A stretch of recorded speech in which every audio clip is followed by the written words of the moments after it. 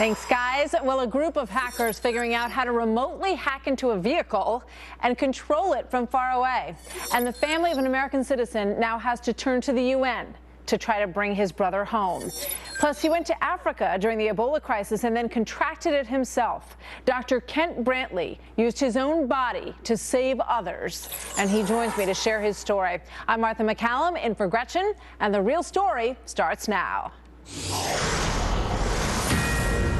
Well, the FBI releasing new details about the investigation into the deadly shootings in Chattanooga, saying that every time I see this video, I get more and more angry. There's the butt of a gun, so you have to have a reason. It can't be, I pulled her over for a traffic stop. The order was put out your cigarette. That's not a lawful order. That's like saying, brush the hair out of your eyes. She didn't have the over and not get a $5,000 bail. All of this in and of itself is trouble enough, but she's dead. Right. In other words, so to your point, Martha, correct. So satellite radio and movies on long drives, a new report shedding light on the potential vulnerabilities of internet-connected cars.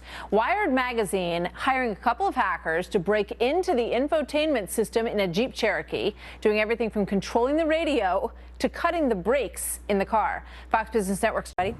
All right, well, an American who survived Ebola. Two separate deals. One deals with the Parchin military complex and what the format will be for inspections of that highly secretive military complex. The other is an issue of past weaponization efforts that Iran made.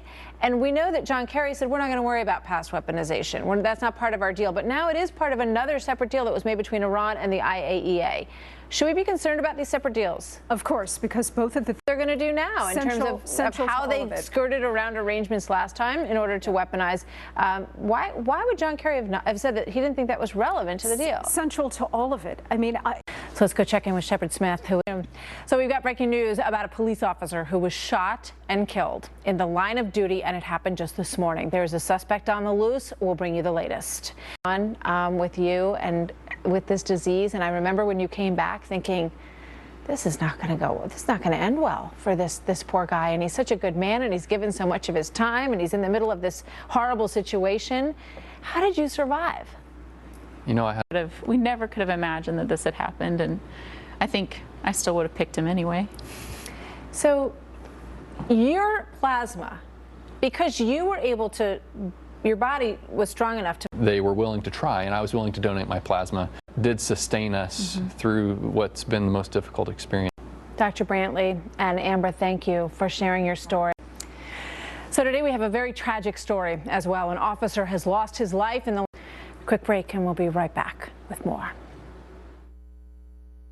Thanks for being part of The Real Story, everybody. I'm Martha in for Gretchen. Here's Shep. Martha.